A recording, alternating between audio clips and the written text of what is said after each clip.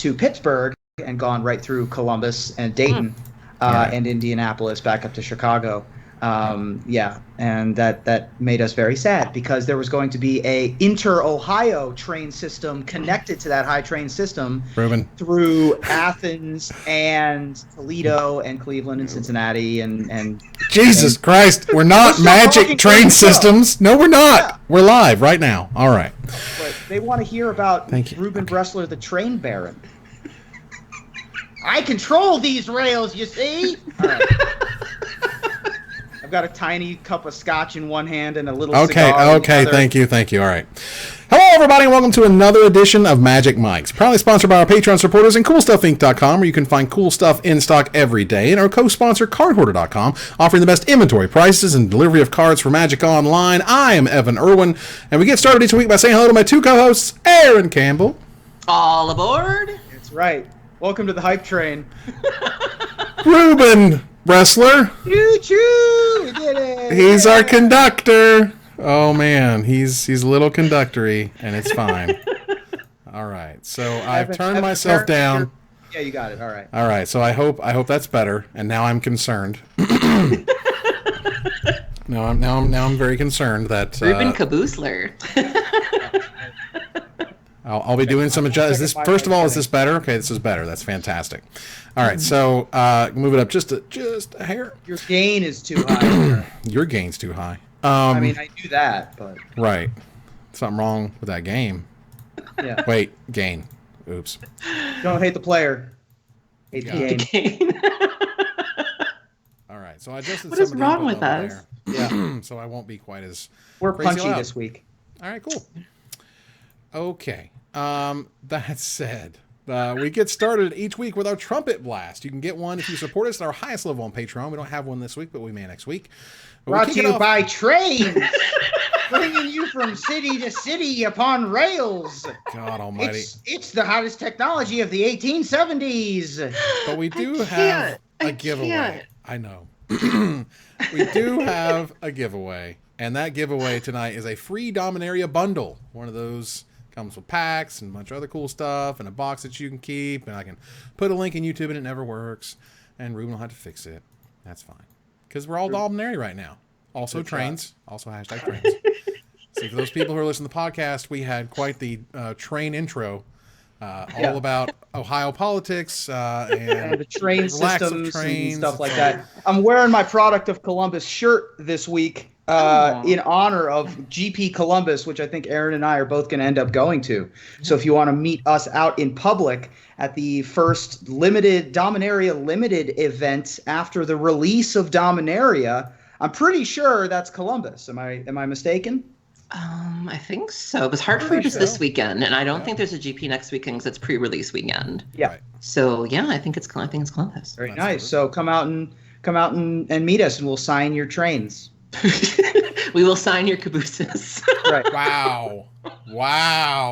Oh my God. All right. So I'm start your engines, folks. We're gonna have to talk to HR about that one. All right. Yeah. So we are HR liabilities. Is what we are.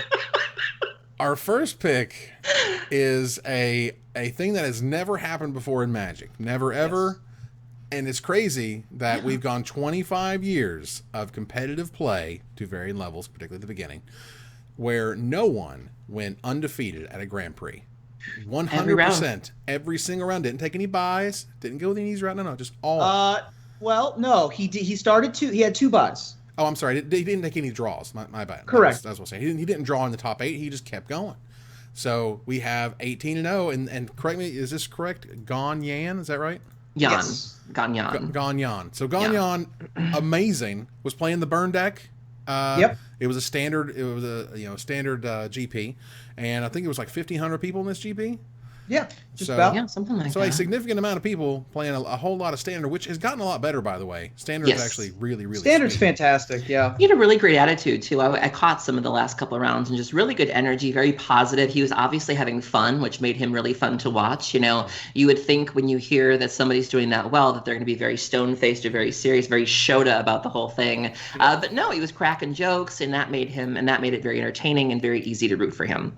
Yeah, absolutely. Awesome. He seemed like just a guy out there ready to have fun. And that's kind of why he was like, well, I have this opportunity. Why not give it a shot? That's why he went into the last round trying to, not necessarily trying to dream crush, but he wanted to set this record. It was pretty impressive to watch him go through this, field. And it's pretty unheard of. The last time that anything similar happened was Brock Parker once defeated 17 people in one Grand Prix, but had a loss in that Grand Prix. Gon had 2 buys and went 16-0. So it was a little bit. Brock is still a little bit safe, but yeah, definitely Ganyan or whatever, however it's pronounced.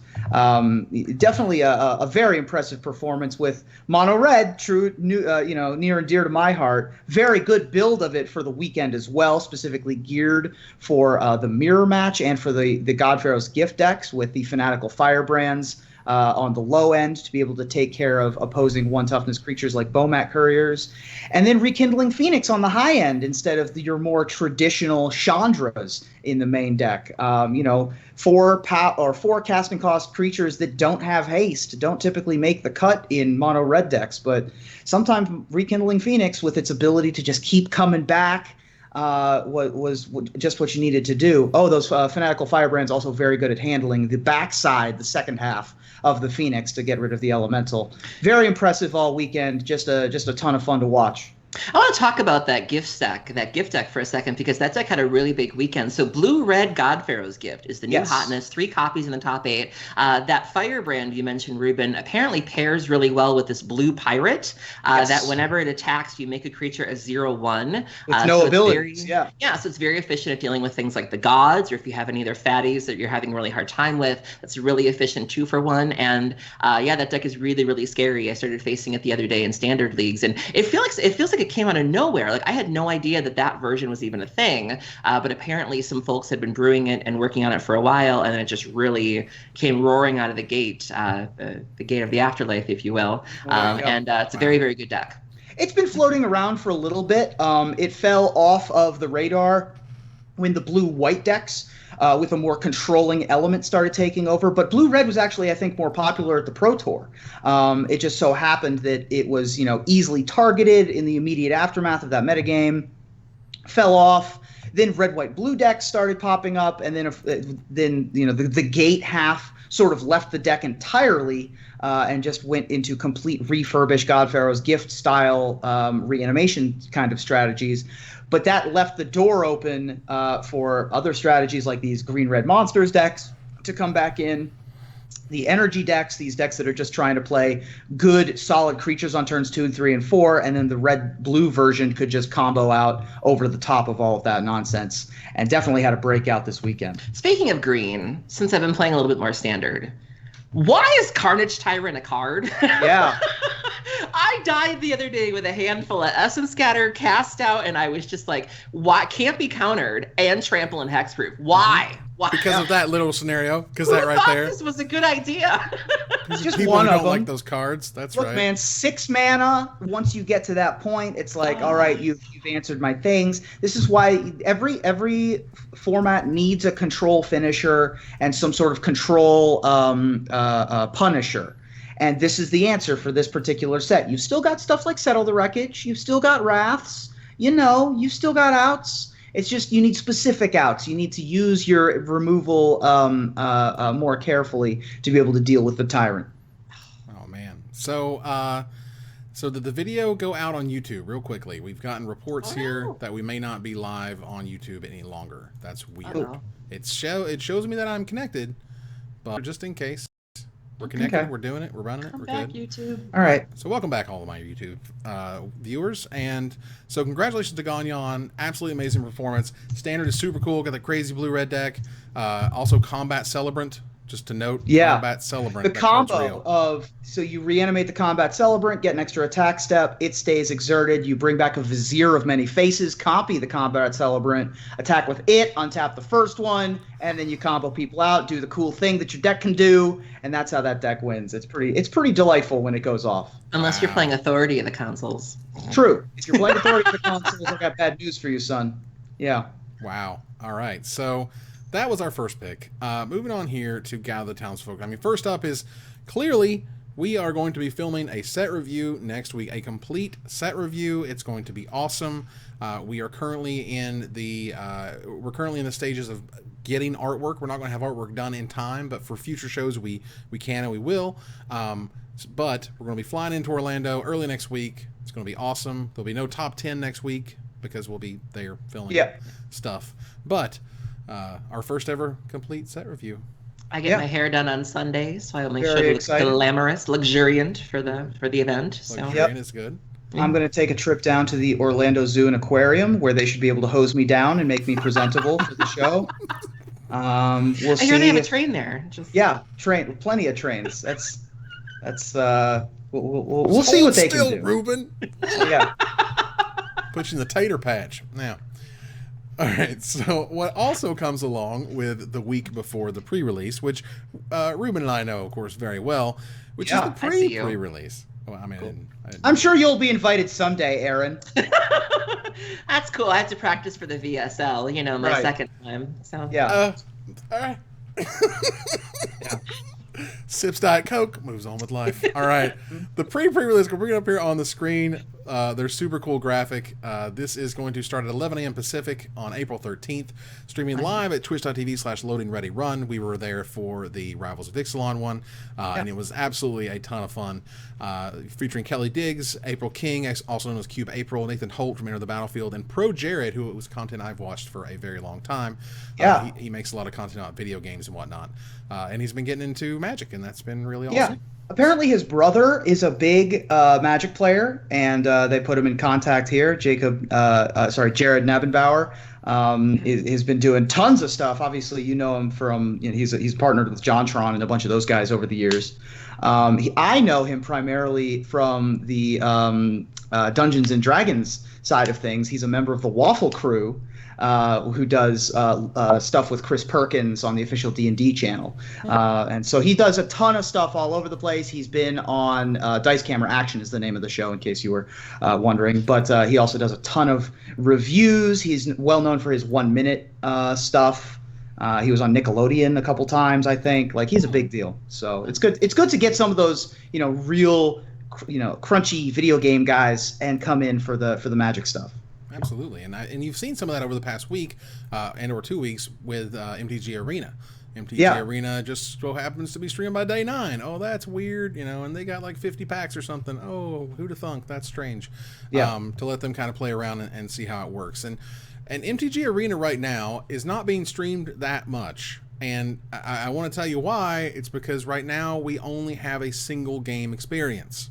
Sure. Like I can't even sideboard. Like, we can't even have best of 3. So I mean, that's going to scare away the Magic purists like us. But I think that people who are used to playing Hearthstone, who are used to that single game experience, it's not going to scare them away.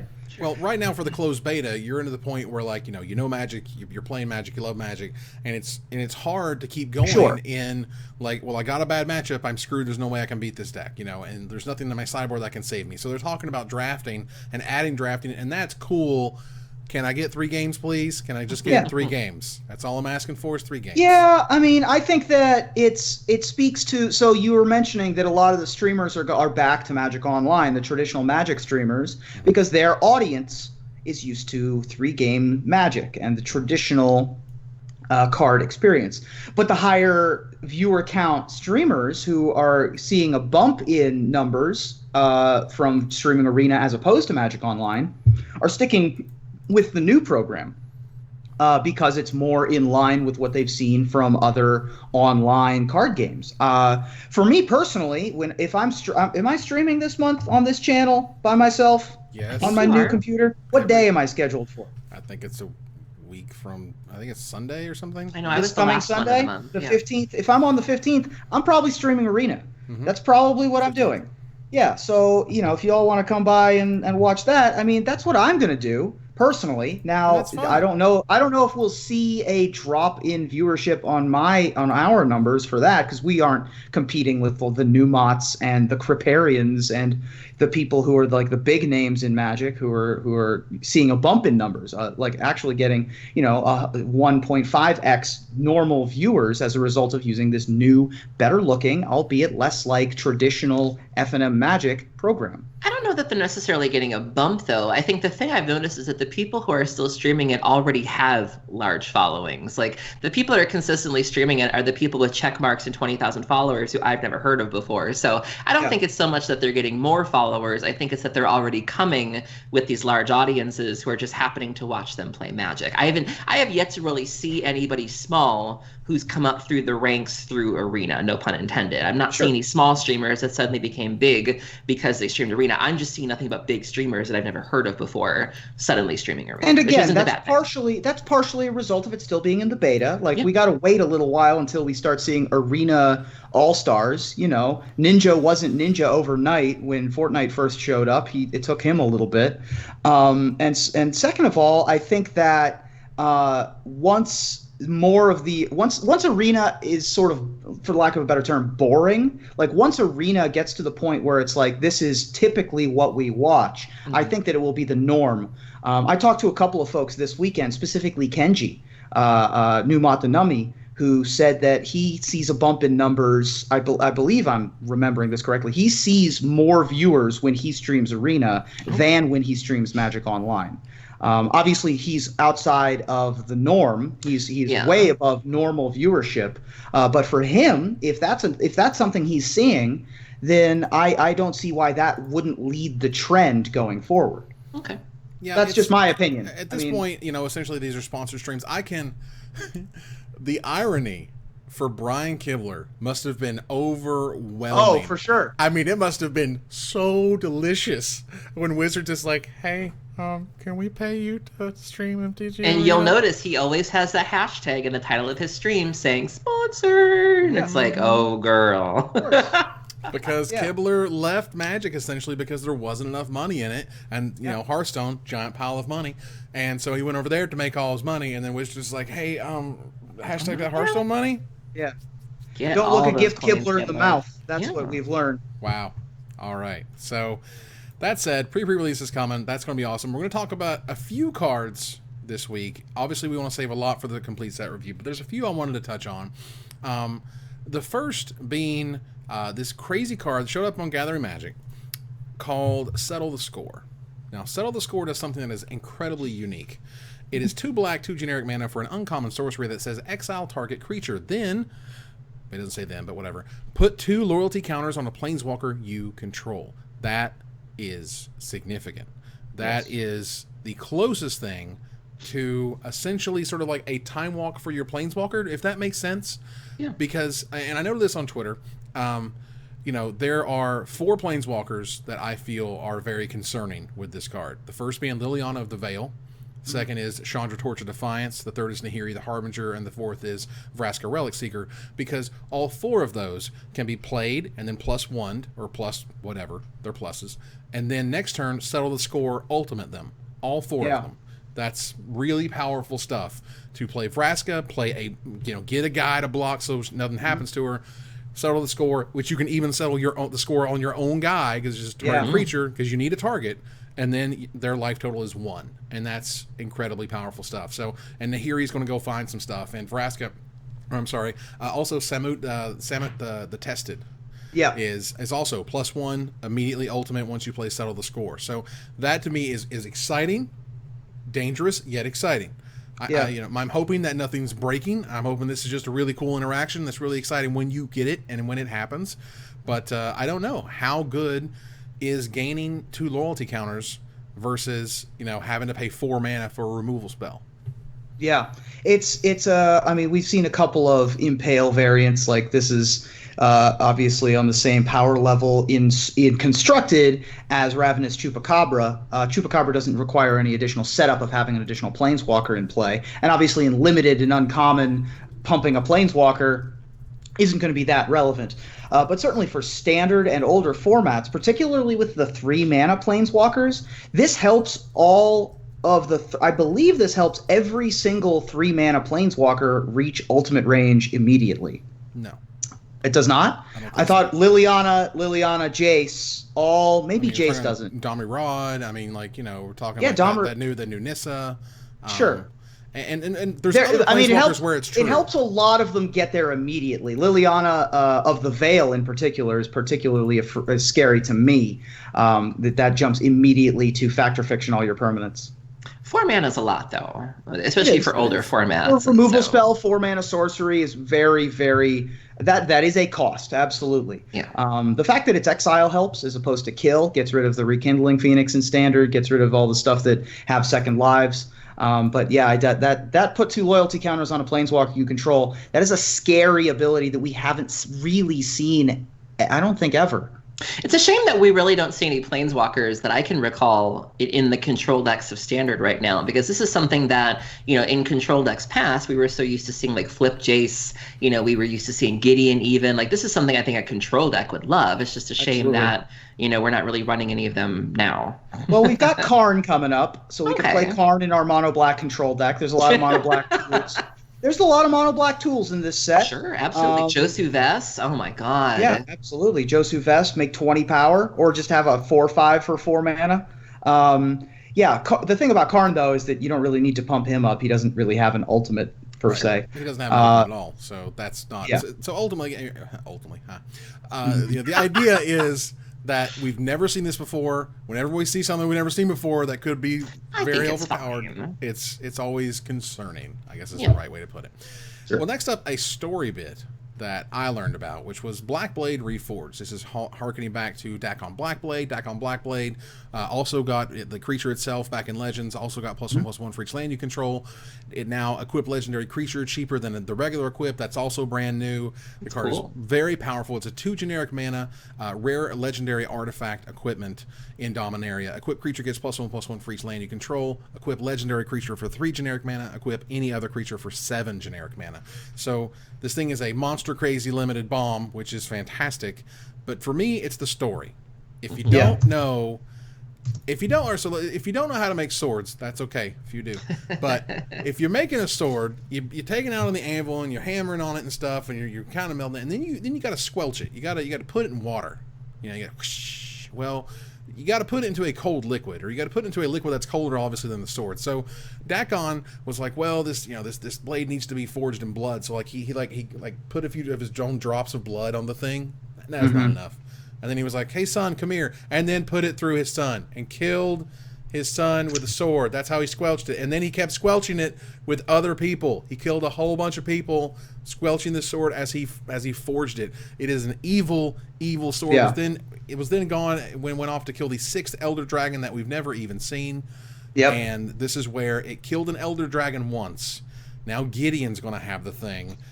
That's a problem. Can Gideon get Nicol Bolas with this crazy, ridiculous artifact? Yeah.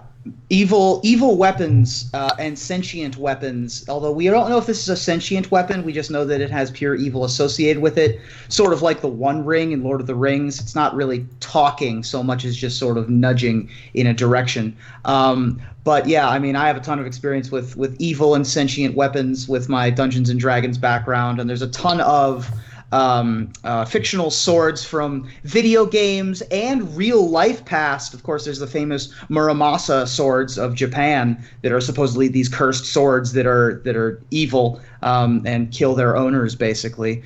But there's like the soul, whatever the thing is in Soul Calibur, the Soul Blade or the Soul Sword, or sure. There's a bunch of evil swords throughout history, and it's about time Magic got one. And my concern is that is this gonna corrupt Gideon? Because that's a powerful dude, and boy is the Blackblade a powerful artifact.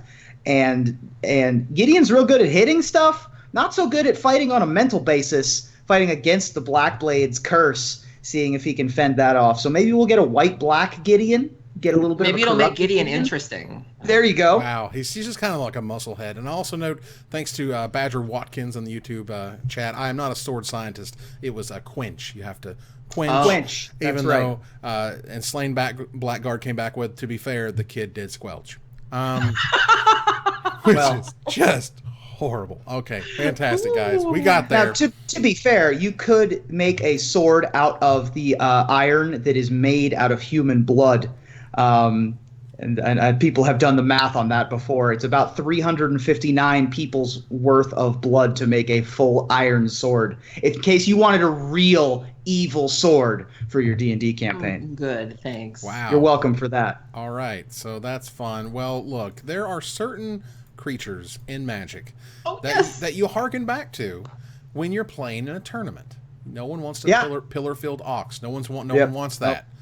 You know, and there's a lot of crazy records that you Force can of have. Savagery. We did it, boys. That's right. Yeah. Good job, guys. Oh, you know. However, there has never, in the 25 years of Magic, over 16,000 cards, has never, ever been a 9/3. We've never... I love this card! It is absolutely terrific, and Yargle Glutton of Urborg is just the most... it's just a chef's kiss. It's absolutely fantastic. It's named Yargle, everybody. It's Yargle, and look at it. If you can see it on the screen, if you're watching the video, it's absolutely amazing. Legendary frog spirit. Yes. I'm pretty sure this is the only frog spirit in the history of Magic. I think so. It's a black and 4 generic mana for a 9/3 legendary frog spirit. That's it. That's the end. It's vanilla. Yep. It's amazing. However, we have to read this flavor text. When Bells and Locks Lieutenant Yarcool grew too ambitious, the Demon Lord transformed him into a maggot. The frog that ate that maggot grew and grew until a ravenous spirit burst from its body. Oh, man. And it just looks amazing. Unlucky. He's just looking for lunch. He didn't sign up for this. He just wanted to eat a maggot. He didn't want to turn into a frog spirit that's a 9/3 and get featured on a legendary Magic card. Come on, man. I will build a brawl deck around that. Watch me. I think it's great. The other card that I'm really excited to build around is Lich's Mastery. Like, oh my god. Like, break that. Somebody break it, please. Well, you can put it in Yargle. So and if you put it in Yargle, it will fester and grow up and then become a frog spirit because that's what happens. But I think you said in the pre-show, Ruben, that you can pair Lich's Mastery with Approach, and I was like, I'm in. If you cast Approach, you put as part of the resolution of the spell, you put it 7 from the bottom, but you gain 7 life. So with Lich's Mastery, you draw 7 cards, and oh, by the way, that's called the Son of a Lich combo. And that's how that deck works. Woo! Oh, them hot naming powers. And remember, you always bolt the Yargle. Okay, you bolt the Yargle every time. Frog. That's right. You don't want to be a glutton for punishment. That's right. There you go. Wow. All right. So, interestingly enough, this past Friday, Wizards, you got me. You officially got me. I played an F&M for the first time in over 4 years. And which is awesome because I just don't get around to playing paper Magic. And why? Because I didn't have a deck. Because I didn't want to buy some Planeswalker deck. That's just embarrassing. And I wanted to play with something that was competitive, but I didn't want to spend, $200 on it or whatever. Sure. Challenger decks are the perfect way to get people from 0 to playing an F&M and not embarrassing yourself, because these are very powerful, good decks. I played the vehicle deck. It was super fun. I didn't do super well. I mean, I played 3 rounds and I won one of them. I lost to a Second Sun deck because that deck's annoying. And secondly, I lost to a black-blue pirate thing that was using Curious Obsession, a lot of bounce spells, a lot of evasion and stuff. It was really clever, really fun deck. And I had fun the whole time, and it was really cool. And I got to swing with Bomat Couriers and play my Veteran Motorists, and I had Depala, and it was super neat. Like, all that stuff was working, and it was sweet, and it was great. And I can't say enough good things about the Challenger decks. They did exactly what they were supposed to do. And now I've already got some cards for Standard. I've already got a head start. I can put some more money into the deck if I want to. I can wait for Dominaria, maybe do something different with it. That to me is the power of those decks. So bravo, Wizards, and Gavin Verhey, you killed it. That was well done. Speaking of the Challenger decks, my friend Kendra, I believe she had taken a Challenger deck to Seattle and went 8-0. At the day one of the GP. Wait, actually just took a Challenger deck? I think she might have upgraded it. I believe she was on Mardu Vehicles, but I think because I remember she had done some testing on her stream to see if they were any good. And I think that she just grabbed a Challenger and upgraded it and went into 8-0. But yeah, Standard's really, really sweet right now. I've been having a lot of fun with it myself. I've been playing Approach of the Second Sun, and it's a really, really good time. Yeah, it's one of those things that, and I for what it's worth, I fully understand that most of my cards will be rotating out in September, October. Sure. That's okay. Because that's like 6 months from now. Because that's so long. until I got 5 months plus to play and have fun with this thing, I'm okay with that. That's a period of time in which $30 or whatever is okay to cover. I feel good about that. Grand Prix Hartford is coming up, and it is a modern event, and modern right now is on fire. I can't really explain without showing a whole list of stupid, insane prices of how dumb everything is right now in terms of price. Everything is blowing up. Everything's $100+. They're paying crazy amounts for snapcasters and fetch lands and stuff. It's nuts. Because modern is amazing, and I was at SCG Milwaukee this past weekend, and the previous record for biggest open ever was SCG Indy, which I also went to back in February. Milwaukee shattered that record, so Milwaukee became the biggest open ever, which is also modern.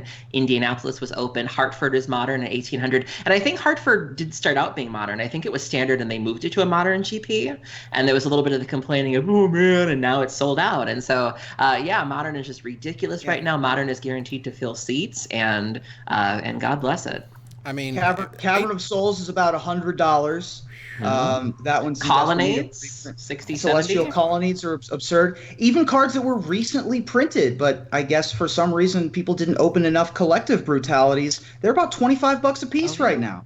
Wow. And that's just a purely modern card at this point. So it's absolutely doing gangbusters, and it's pretty impressive. Well, first of all, 1,800 players is a lot of players. However, you can find bigger venues. Yeah. I just want to note. Well, I mean, as someone who has led the charge of marketing 4,000, 5,000 person events, if you want to go big, you can go big. And I think but you can't really go big in the Northeast is the problem. When you want to put something in the Hartford area, it's pretty tough. I mean, you've got Providence. It's not cheap. I'm not going to say that those spaces that large are cheap. That's because you're running a huge event. That's kind of the whole point. That's fair. But all I'm saying is modern in particular, and obviously SCG has latched onto this. People show up for modern. People will show up for modern. That is a thing that is happening. And if you give us the space, if you provide 3,000 seats, who's to say you're not going to sell out 3,000 seats? I mean, that's a thing you can do.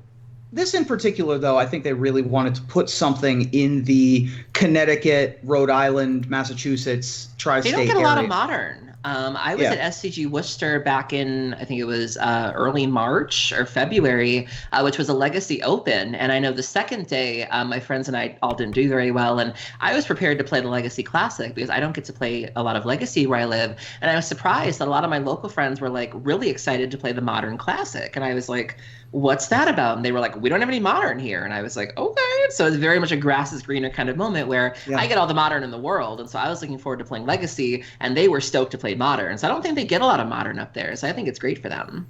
I mean, it's terrific. I just want to see things that are big become bigger. I like making big, ridiculously huge monster events. That was something I got a big kick out of, and I feel like there's ways and means. But we're also getting to the point of CFB's running all of them.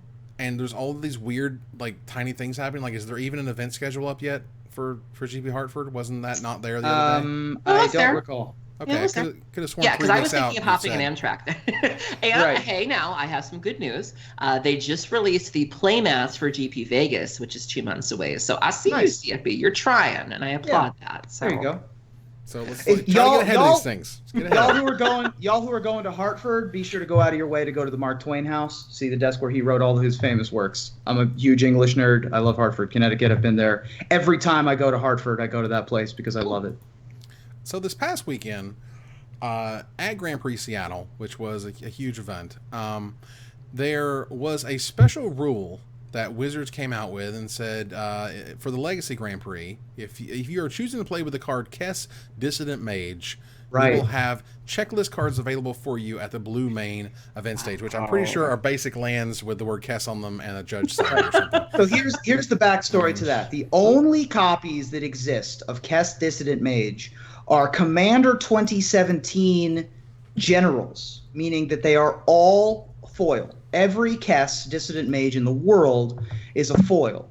And we've talked about on the show previously that there was an incident in I believe it was at a SCG event, where someone in a later round had a judge called on them because of the inherent foiling of the Kess, and was either given some sort of penalty or just was, Reddit worthy. And this is a interesting way to go about handling that, because this is not an official Wizards of the Coast release. This was on the event site. And so you can theoretically see a situation in which you have the event staff at odds with Wizards of the Coast in terms of not having official checklist cards in place to use for Kess Dissident Mages. And we had joked previously about how if a card gets damaged in the middle of a tournament, then the judges can give you a proxy or a replacement card. And so what you do is you start your tournament with your Kess in your deck and then rip it in half and then start with a basic land that says Kess on it for the rest of the tournament. That's a bit of an expensive habit. That's a bit much. But this is an interesting solution that I very much like, and yet it's pretty controversial. They've never really done anything like this before. Pretty embarrassing, if you ask me. It's embarrassing for WotC especially, yeah. Sure, and but note that this doesn't work on a local level because this is a premier event. This is Wizards top tier. Wizards runs it, CFE runs it for them. Wizards can do whatever they want in their big premier events because it's their show. So you can't do this necessarily at your own store. So note that, and that's still weird, and I wish that weren't the case, because I don't think it's out of the ordinary to say, if you're at an event and you want to play Kess and you don't feel comfortable with the foil version you have, your judge can give you a basic land with Kess on it and whatever. You can still prove that you have the card, blah, blah, blah. How good would a judge non-foil Kess be? Adorable, right? Have you seen the new judge foils that were announced today? I did see the new judge foils. Commander Sphere and Merchant Scroll. Merchant Scroll, yeah. The Merchant Scroll is going to be expensive. The vintage kids are going to love that Merchant Scroll. Yeah. Right. And that Commander Sphere is a good card. I mean, it's obviously just only a commander card, but it's a heck of a mana rock. Yeah, it's super sweet. Now, Jared Blando, speaking of Ixalan, Jared Blando is an illustrator and a cartographer, and he made the official Plane of Dominaria Nexus of the Multiverse map. Wow. It looks so good, you guys. And for $60, you too can have your own copy. Ruben, you love maps. I'm a huge crypto cartographer fan. Everything Jared Blando does, he's the Red Epic on Twitter. He did all of those fancy flip land foils, like your Search for Azcanta in-store promo. Yeah. Those are all his responsibility as well. Nice. He does a ton of D&D work, which is how I know him originally. And this world map of the Plane of Dominaria is spectacular. As far as I'm aware, this is the first time that all of Dominaria has been put on a map in an official capacity. Previous to this, we had, various continents and island groupings, but nothing all together. And that had led to some anachronisms of, where is Scarwood located? I think it was located on Oteria for like 2 sets. And then they just sort of, fixed all of that and put it all onto the same map. In addition to the fact that it gives you a lot of detail of like some of these famous locations that we know of are actually tiny compared to the rest of the world. It took me about 5 minutes to find Yavi Maya because it's just a small, tiny part of a little tiny island in the part of the Otarian continent, Vesuva, way over on the right side of the map. Vesuva is another great example. Teleria West is itty bitty right there on the left, compared to these places that a lot of people may not have even heard of. And it's just a really cool thing to have. I love the work that he's done. I've already put it in the doc for the Mikesies for 2018, that this is going to be on the art nominations because I love it so much. And I think that the map makers should get all the credit that they deserve. I just think that this is a spectacular piece. And I'm definitely considering getting this, even at a $60 price tag. I would like to have this on a playmat, like a 2-person playmat, like a massive full table map of this version. Meanwhile, I'm changing my drag name to Teleria West. So perfect. And I think we've all just learned that Ruben is a map nerd. And there's nothing wrong with that. Well, I'm a nerd, but maps also really rustle my jimmies. So they really flood that basement now, don't they? Yeah, absolutely. Put the bacon on that cheeseburger, y'all. All right. So speaking of like large paintings, large, exhibits of art and things, recently it came out that Ultra Pro is making these kind of wall hangings. Scrolls, if you will. Now, they've already announced a few already, including Black Lotus, which, by the way, the Black Lotus wall tapestry thing, wall scroll, it is the original art. That I thought was very significant because I haven't seen anything pre-5th edition printed on anything recently in a very, very long time. A very, very long time. And to have the original Black Lotus artwork on those wall scrolls, very neat. But what they also announced was that there's going to be 3 Dominaria Saga wall scrolls. And I'm not sure if they chose the right ones. But they got Noah Bradley and Seb McKinnon, who are the 2 artists that we talked about. Oh my God, that Bells and Lock one is insane. Rite of Bells and Lock, Rite of Bells and Lock from Seb McKinnon and History of Benalia from Noah Bradley. Those are the 2 artists that we reference the most here on this show, other than perhaps Magali Villeneuve, in terms of artists at the very tip-top of their game. Right, and there's the Antiquities War, which I think is Mark Tadine. Yeah, it is. Which is great. And clearly, these are awesome choices to make. I do think that the Shiv one would have been absolutely amazing. Absolutely. That Steve Belladin first eruption, it would have been spectacular, especially with all the detail and work that he put into that. And obviously that blog post where he was like, man, this was just the most intense working that he's ever had to do. But I would like to see all of these offered. I mean, there are so many great pieces. Even Time of Ice, which is my current phone background by Franz Vollwinkle. Mm-hmm. All of these I think that are different motifs would make excellent additions. And I don't see why people wouldn't buy every single one of these. The Bells and Lock one is nice, but it kind of suffers from the same problem as an Elish Norn poster has, where like you can't have company come over and you've got an 8-foot tall Elish Norn in your living room because normies aren't going to understand. They're going to be like, why is there a flayed woman with a porcelain hat There's hanging a couple in your apartment? of those. So I love the Bells and Lock one, but I know that like if my dad came over for dinner, he'd be like, yeah, what are you up to? a bunch of these do suffer from that. For all the black ones, obviously. Yeah, right. You bring a date home, and you meet somebody off Tinder, you bring them home, and they're like, okay, I'm going home now. You just got a Chainer's Torment hanging on your wall. That's a bit much. Yeah, you're gotta hide it when company comes. These are going for MSRP of $19.99.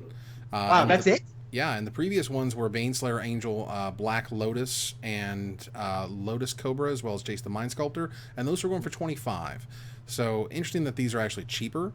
Also, it's a little weird when I go to ultrapro.com and search for scroll. They have plenty of anime girls hanging out in the scrolls. Just gonna say, the market has spoken, Evan. Hey, not that there's anything wrong with that. If that's your thing, that's a whatever. I'm just noting. I was like, whoa, I was just not expecting. You said you wanted the first eruption. I mean, wow. Well, it was 1994. Anyway, so speaking of hilarity, okay. Oh, no. My God, if you want to see some clown shoe craziness, the round 1 feature match from this weekend's GP of the legacy portion was just amazing. Bless their hearts. It's a lot of blessing their hearts. It's one of those that my heart went out to them because I have played under the lights and it is unbelievably nerve-wracking. If you've never done it, let me assure you, when you know 4,000 to 5,000 people are watching you play, it's an entirely different experience because you're trying not to make yourself look like an idiot, and you're trying so hard to make yourself not look like an idiot, you sometimes look like an idiot. So there was tapping of enchantments as lands, there was casting Batterskull through their own Thalia. It was really awkward, but here was how it was phrased. Here was how this argument was kind of framed, which is the please stop running round 1 feature matches. No. That's not what we're doing here because clearly this person didn't remember there was a time in which it didn't start until round 3. There'd be GP coverage that wouldn't show up until like late afternoon. And you're like, what? What happened for the first couple rounds? Because even if you have to choose, quote unquote unknowns, that's okay. Go see if you can find somebody who knows someone else, or just find a cool deck that you've heard about, or just find people, period, because it's an exciting and interesting and unique experience, and to take that away for 2 rounds doesn't make any sense. We were literally arguing the opposite of this, saying like, please add this coverage. We want this coverage. And Wizards listened and changed, and that's a good thing. So don't go on this like, some people played silly and suddenly round 1 feature matches are bad. That's crazy. It was surprisingly elitist. And the original poster had even gone so far as to say that, okay, if either stop running them or vet them, how would you even do that? Like, I'm not filling out I'm not taking a quiz before I do a feature match. Like, it just seemed very elitist. Like this person obviously seems very far removed, where maybe they don't remember what it's like, to not be very good or to not get nervous when they're on camera. And I was really disappointed to see this, especially if the OP is who I think it is. I was disappointed because I expected better from them. It's just one of those, like, you're not good enough. This isn't the caliber that we need. It's like, it's Magic, man. On the one hand, it is embarrassing to have 4 lands and a rest in peace and tap 5 permanents and try to play That's just Batterskull karma right there. That's what you get for playing rest in own peace. Thalia. Like, I get that that's embarrassing. But by the same token, look, Magic, not every Magic player is the best Magic player in the world. And if you have no buys, such as myself, you can expect to have a little bit of lackluster decision making in plays. That's just something you're going to run into early in a tournament. And so you don't get to have it both ways. You either get to have round 1 or you get to watch only good players after about round 3. Like that's your choice that you get to make, because you're gonna some percentage of the time, it's a little bit of business as a gamble. Some percentage of the time you're gonna have something like this, particularly in the older formats where the cards are complicated and the interactions are different than they are in Modern and Standard, and there's 16,000 different Magic cards to have to worry about.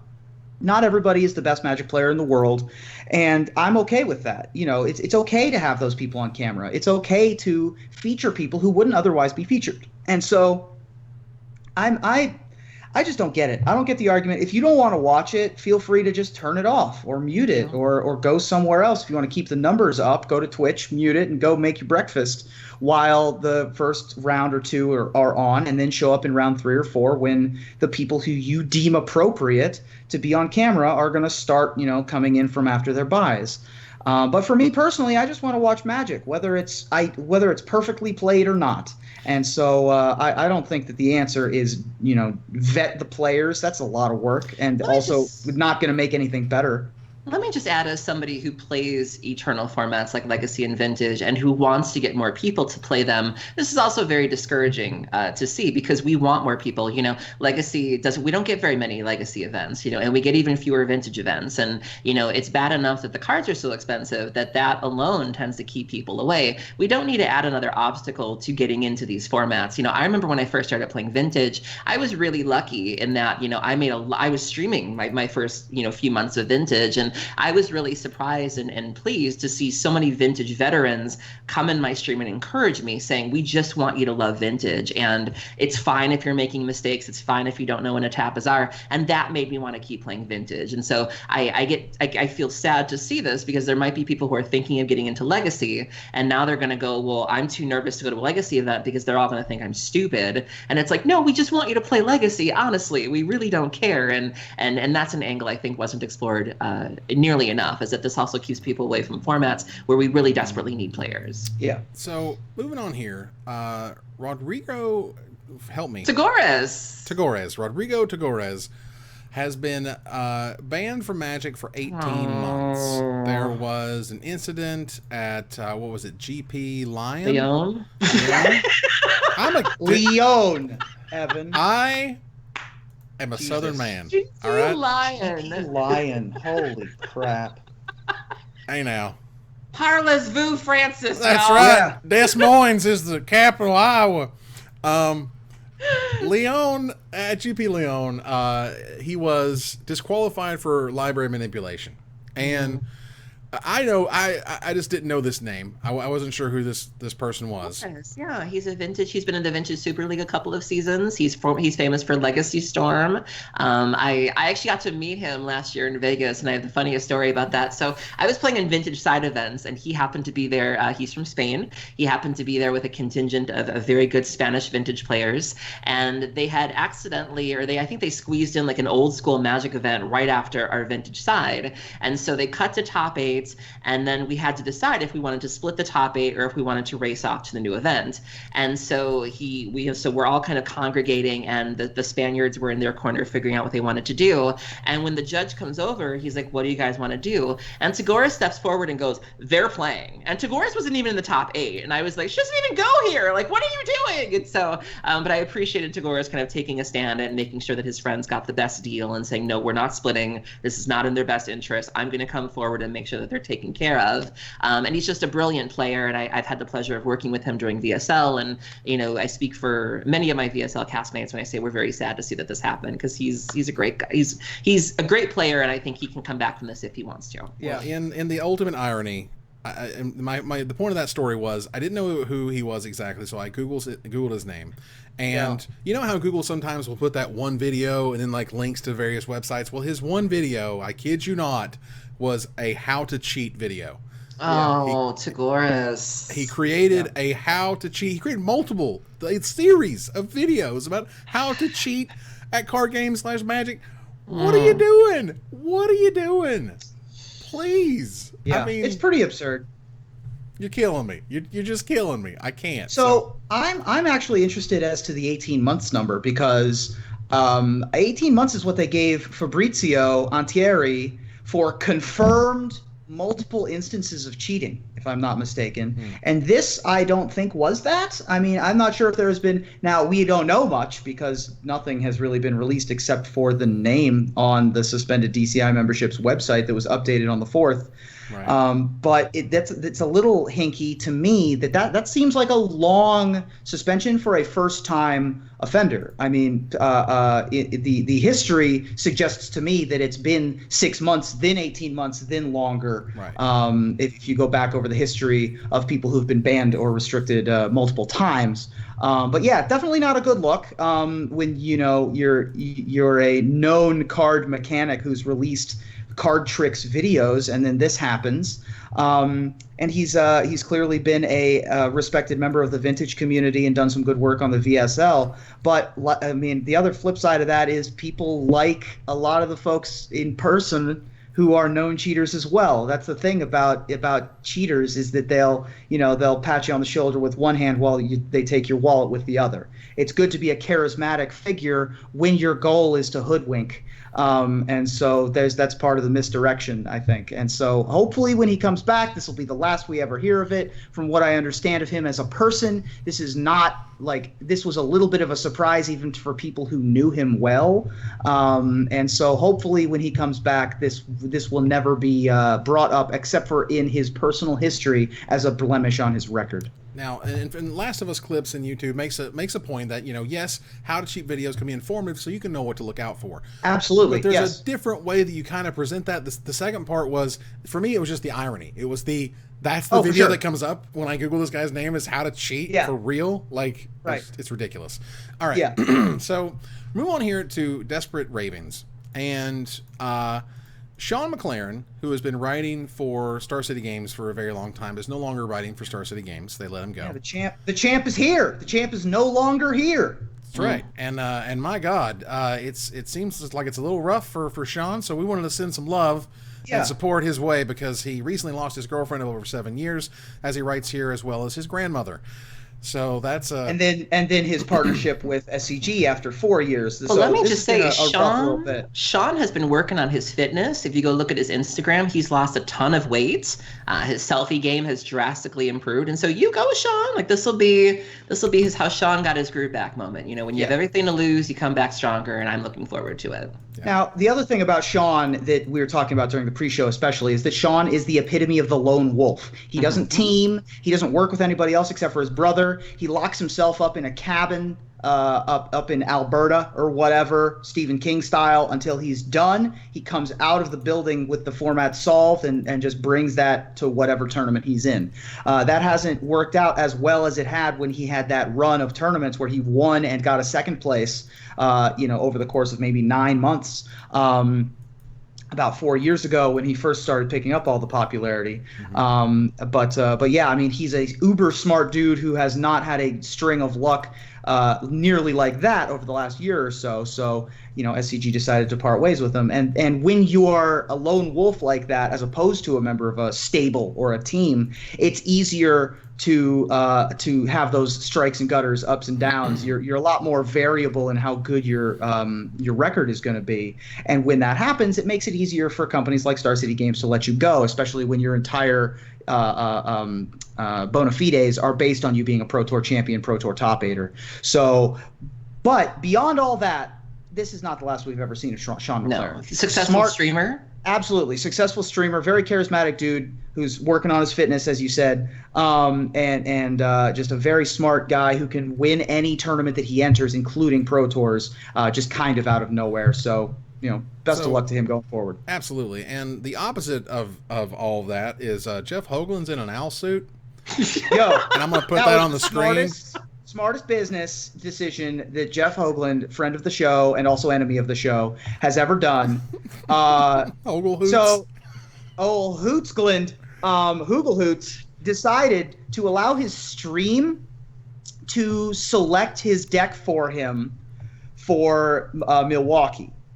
He raised some number of dollars, and I think it was like $2,000 or something absurd for he and his wife, girlfriend, fiance, wife.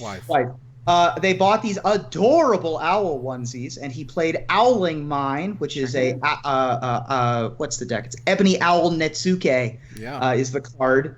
And it's basically just return a bunch of cards to your hand and try to black vice you. Didn't do well in the tournament. Went not great. But they posted his deck list to MTG Goldfish. He's in like 900. I think he had a deck tattoo or something.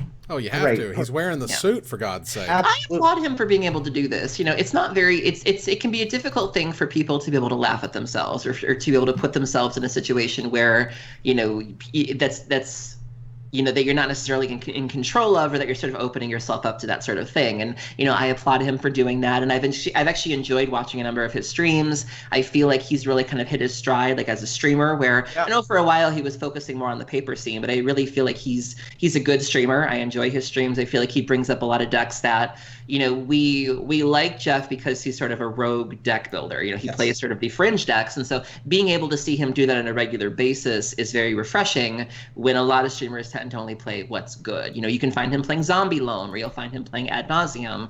He has a great energy. He makes sure to cover all of his sponsors. Definitely a stream you want to watch if you want to learn how to get better at streaming. So that was just hilarious. This might not be the last time that he takes community suggestions for his deck input. I saw that he was tweeting out about should I place to try to win, or should I just take whatever the community says? I haven't seen the updated poll, but I would not be surprised if we see if someone gave you $2,000 to play something. Yeah, technically people gave us $7,000. So true.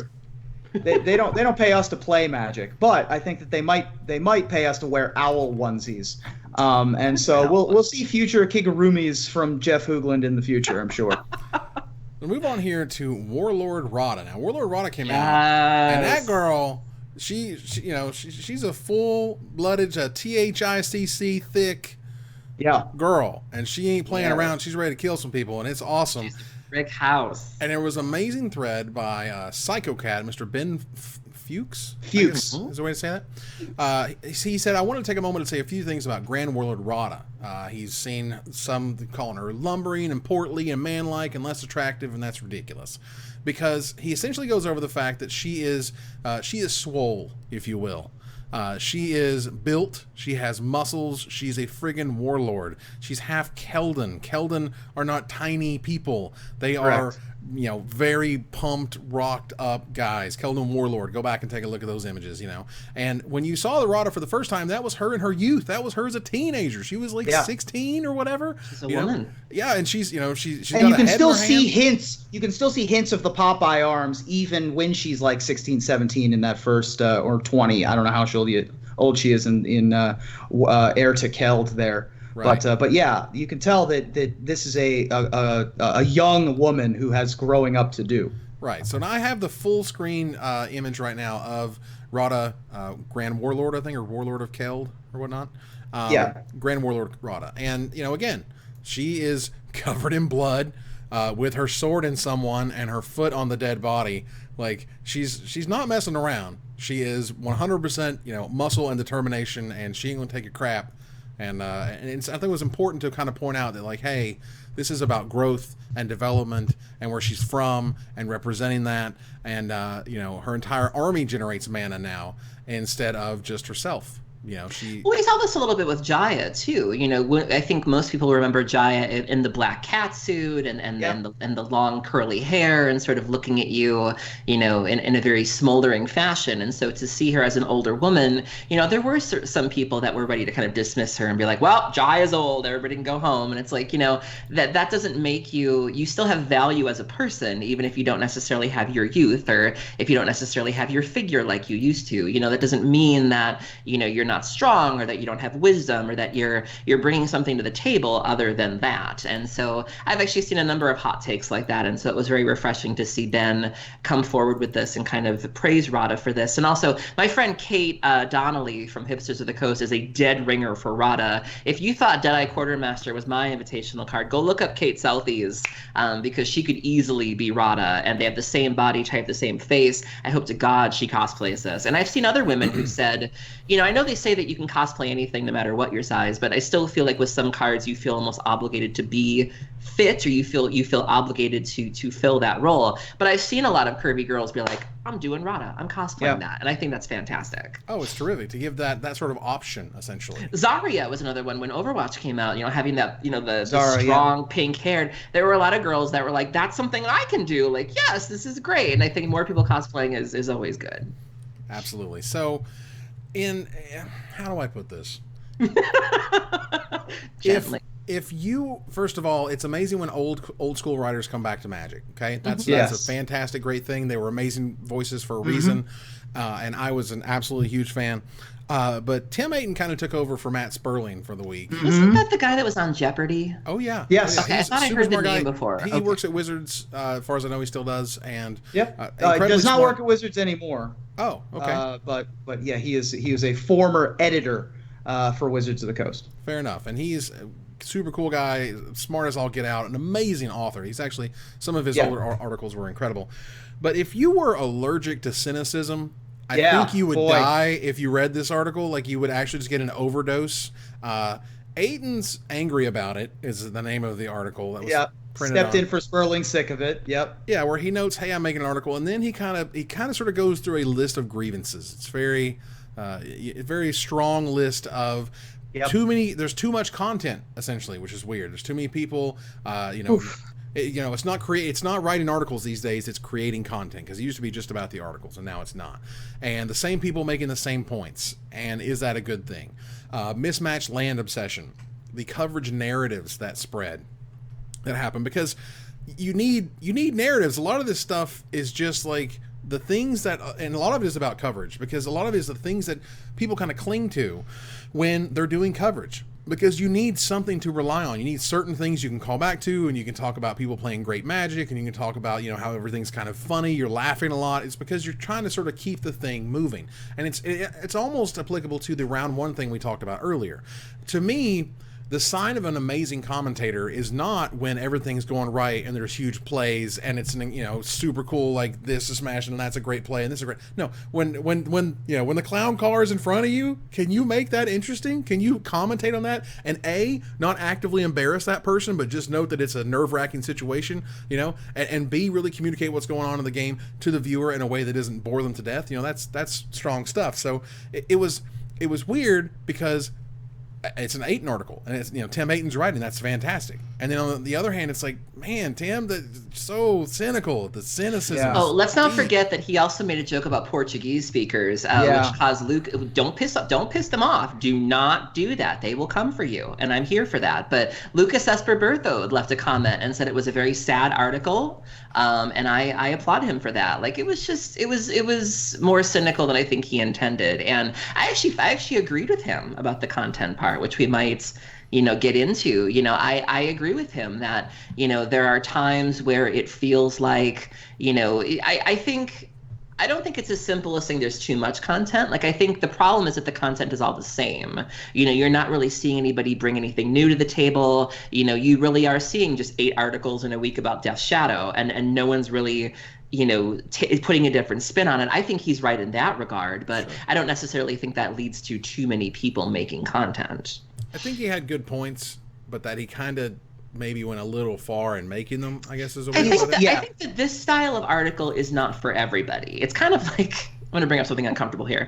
It's kind of like when you made the joke about Oliver too a while back, and I was like, there are people that can do sassy. Like, I can be shady, Ruben can be shady, but you're known as sort of like the Mr. Rogers guy. Like, that's not what we go to you for. And I think that we go to Sperling for this kind of satire, and I think he does it very well. I think that this is somebody who thought he could do it and was like, I'm going to pull this. Oh yeah, I'm smart. Yeah, the like, problem that's not what you're here for. Like, leave that to the pros. I agree with you in premise, but Tim Aiton's the guy that you went to for this 10 years ago. 10 years ago, right? I mean, you know that not every joke ages well or is evergreen, and some people. I think we talked about that a little in the pre-show, that there are some people that were funny years ago and maybe just don't have that in them anymore, and maybe comedy is just. I don't think it's evergreen. I think I'm going to put my shoes on at the beginning of every episode. And my sweater. I think that Tim Aiton is a treasure and one of the most talented writers that the Magic community has ever had. Let me get that out of the way first. I do not think that he fits with the Sperling sick of it motif. We understand, yeah, like you just said, we understand Sperling. Like, we get it in the zeitgeist of our current Magic. Sperling's the guy that has the pithy wink, wink, nudge, nudge, you know, coming at you, why are you doing this, and sort of being the devil's advocate. We don't have that expectation from Tim Aiton. It's very similar to players who've never been to Dominaria before, and then we tell them that Dominaria is Magic's home. Sure. They're like, I've never been here before, right? I've never read Tim Aiton before. How am I supposed to know that? And so there isn't that sort of tacit understanding of what Tim Aiton means to the Magic article writing world. So when somebody like me gets excited when Tim Aiton comes back, or like when Jeff Cunningham writes an article, and everyone's like, who's this guy? What business do they have on channelfireball.com? And I'm just like, you respect your gosh darn elders, young man. It doesn't really pan out that well. And so I appreciate first of all, that Sperling understands Tim's place in the Magic community and in the article writing world of Magic. But unfortunately, it did not hit its mark. Look, I enjoyed it greatly. I will take that Mr. Rogers thing. I will keep going because we're all riding the hype train. You know, remember the train? To Magical Christmas Land. It's where we're going. Yep. And that's where we go every time we show up. It's time to get excited. It's time to get happy. So thanks for Stan Mikowski. For pointing that one out, because I agree. Yeah, Stan. Stan's great. I just met him this weekend. Oh, awesome. So that said, there was also a rebuttal that basically said, you know, hey, can we not tell people to make less content because making content's not easy, and there weren't a lot around, and like when I first started making YouTube videos, no one else was really making YouTube videos because it wasn't very easy, and it's a lot easier these days. Let them make their stuff. If you don't like it, that's okay. I wouldn't tell people to make less stuff, but like I said, I think I would encourage people to think outside the box a little more. You know, I think that's one of the things that I get asked a lot, and maybe you guys get asked, you know, how do I break into YouTube or how do I break into whatever? You know, the first piece of advice that I always tell people is make sure you're bringing something different to the table. That, you know, if someone else is doing what you want to do, make sure that you're doing it in a way that sets you apart. You know, I would encourage people to not just do what other people are doing. I always tell people, Lubufu, you know, when Lubufu decided he wanted to get into videos, he made a cooking show. No one's doing a Magic cooking show right now that's fresh, that's unique. When Magic the Amateuring came out, they found a niche that was not being filled in content for newer players. Like, I would look at what the scene has right now and see what's missing and then try to fill that void. I would strongly encourage people to not just do what other people are doing. Right. I mean, again, like almost 3 years ago now, I was like, hey, no one's really doing this kind of, you know, tell me about what's going on in the community. You know, give me the idea, like, we're not here for high strategy. We're just here for sort of like essentially the news, you know, but presented in the best way that we know how. So we don't have a lot of time, but I will touch on one other mainly sensitive sort of subject, because there's this artist named Harold McNeil. And if you've ever seen Invoke Prejudice, it's a little his website is terrifying. Yeah. It is. So Harold McNeil is perhaps best known for the art of Nether Void. Sylvan Library. And he did the first Sylvan Library, obviously very famous there. He does that. He was sort of that sort of shadow feeling like of dread artist before your Seb McKinnons and your Darkins came around. And he's done a number of pieces of art. He did one of the arts for Fog, for example, which I always love that one. Did Enduring Renewal, did Wall of Resistance, and then obviously the one that's most infamous of his is a card called Invoke Prejudice, which legitimately has a dude in a white pointy hood with an axe on a card called Invoke Prejudice. Why? So anyway, that's besides the point. This guy, regardless of of who he is and what he does in life now, is a Magic artist and was at Grand Prix Seattle. Did not have a deal with the GP in order to set up a table, and was there signing cards anyway. Allegedly, I didn't see him there. I was busy doing like the spell slinging stuff. I was far away from most of the other stuff. Look at this guy. He was asked to. Yeah, exactly. Super popular. I didn't have time for all you people. I wasn't with you, plebes. He wasn't asked to leave because of the stuff that he. No. If you want to research why he's a controversial Magic artist, feel free to go do so. That's not why he was asked to leave. He was asked to leave because he did not have a contract in place with Channel Fireball. Well, which for what it's worth, it's not even necessarily a contract. It's really just like, hey, you going to attend the thing? And okay, cool. We can advertise it. We can give you a table, and we can make sure you're taken care of. Right. Those are very standard, basic things, and that didn't happen. He was just like, "Yo, I'm here to Seattle, and I did things. Let's make this happen." Now, I've heard the story of he was there with an artist buddy, and he was sort of doing half of their booth was some of his stuff, and the rest was theirs. Or he just, and the other narrative is like he just plopped on down and was like, "Whoop whoop, I'm an artist, I'm here." I'm not sure. The first story sounds a little bit more plausible. However, the point is, that's not cool. Like, it's not that it's necessarily wrong. It's not that it's illegal per se. It's just not cool. It is their it's their sandbox, and you have to have their permission to play in it. Escorted out. Yeah.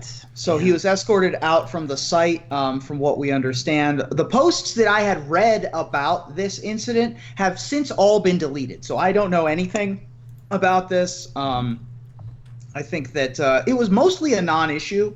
It was just that he was there. I perhaps didn't even know the rule was in place, showed up with his buddy who did have a booth. Then they were like, hey, you can't just have a second artist at your booth.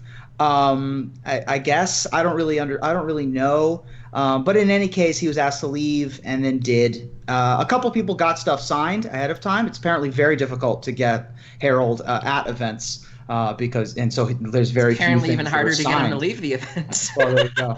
Right. Essentially, this would be described as This would be described as unlicensed vending. I think is the way that Norbert 88 puts it on Twitch. It's just not cool. Like that's the technical term is you're unlicensed, whatever. It's just not cool. So it was an unlicensed disintegration. There you go. Love it. Wow. Perfect.